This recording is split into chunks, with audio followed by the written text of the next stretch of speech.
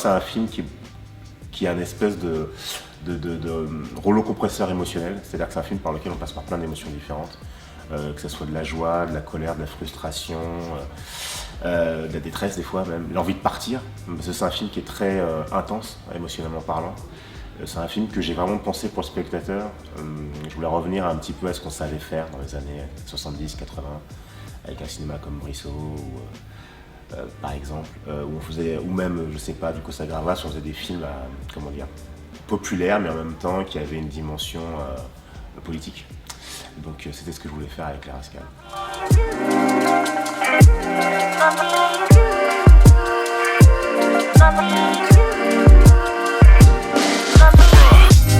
Mon premier critère, c'est de trouver des comédiens qui sonnaient pas 2020. On a fait le casting en 2021, donc 2021.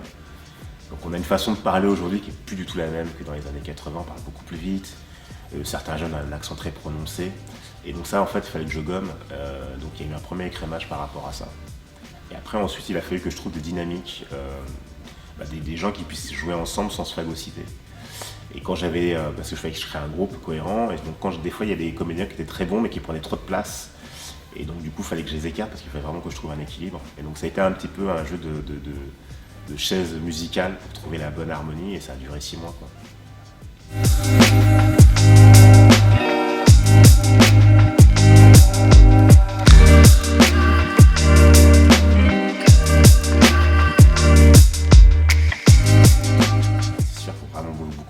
Donc notre premier réflexe, c'était de se dire qu'est-ce qu'il existe en termes de, je sais pas, documentaires, des choses comme ça. Donc on a cherché, on a trouvé. Et puis après on s'est dit bon ok, c'est bien comme introduction, mais c'est pas suffisant. Donc on a regardé aussi les archives de l'INA, voir s'il n'y avait pas des reportages sur l'époque. C'était bien aussi, on a trouvé des trucs, c'était pas suffisant. Donc on s'est dit il faut quand même qu'on aille chercher un peu plus. Donc on est allé à la bibliothèque, chercher des coupures de presse.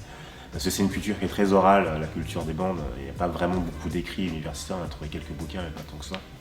Et quand on a fait tout ce travail de documentation, on s'est dit ok, on a un gros corpus documentaire, mais ça manque de vivant, quoi.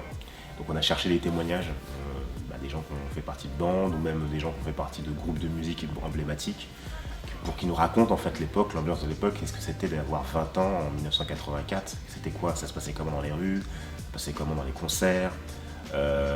Et tout ça, en fait, du coup, toute cette information-là, après on l'a mis dans notre shaker de scénariste, et ça a sorti cette chose.